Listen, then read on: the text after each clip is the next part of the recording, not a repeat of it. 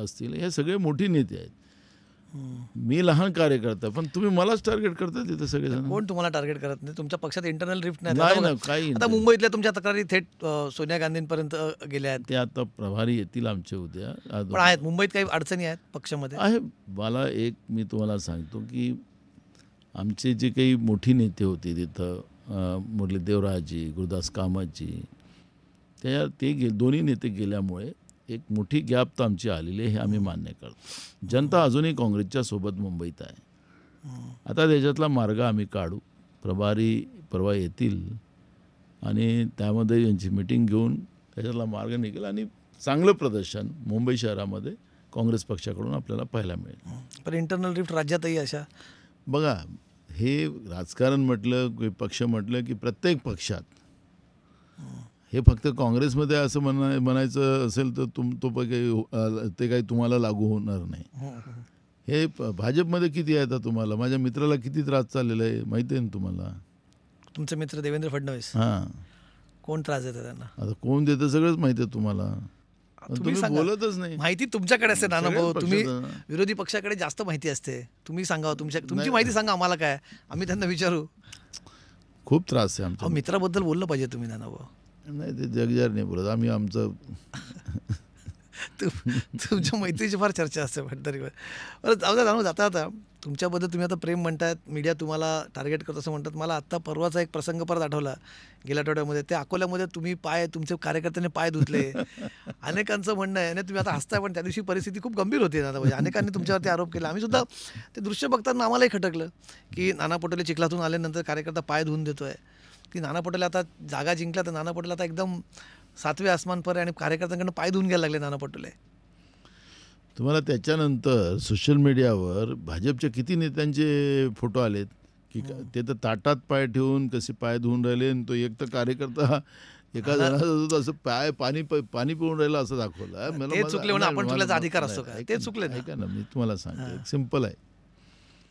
मी तिथं कार्यक्रमाला होतो वाडेगावला, आणि वारी आपल्या गजानन महाराजांची ते चालू वाडेगाव मुक्कामी होती. योगाने तिथं पाऊस आला. अखेर ते मैदानात पालखी होती. मी दर्शनाला गेलो. पोलीस तरी म्हणत होते की साहेब गाडीनं जा त्या पालखीपर्यंत. मी नाही, कारण की लोक बिचारे चिखलात जात होते, आणि मी समजा गाडीनं जायचं ते काही आवडलं नाही मला, कारण माझा स्वभाव नाही. म्हणजे तुम्ही म्हणालात ना जिंकल्यावर तुम्हाला आलं का काही, म्हणून त्याचा मी मुद्दाम खुलासा करतो. पोलिसांनी म्हटलं साहेब तिथपर्यंत गाडीत जाते आणि तुम्ही जा. मी म्हटलं नाही, लोक चालले, मी पैदल जा. मी गाडीत जोडे उतरवले. तुम्ही तिथंच सरळ, कारण मला पुन्हा वापस येऊन मला मुंबईला यायचं होतं नागपूरवरून, तर म्हणून मला घाई होती. मी गेलो, दर्शन घेतलं गजानन महाराजांच्या पालखीचं, आणि गाडीत आलो. मी त्या चिखलातल्या पायाने गाडीत बसलो. मी तुम्हाला माहितीसाठी सांगतो. तो आमचा कार्यकर्ता धावत जाऊन एक केन आणली त्याने पाण्याची. भाऊ पायावर पाणी टाकतो.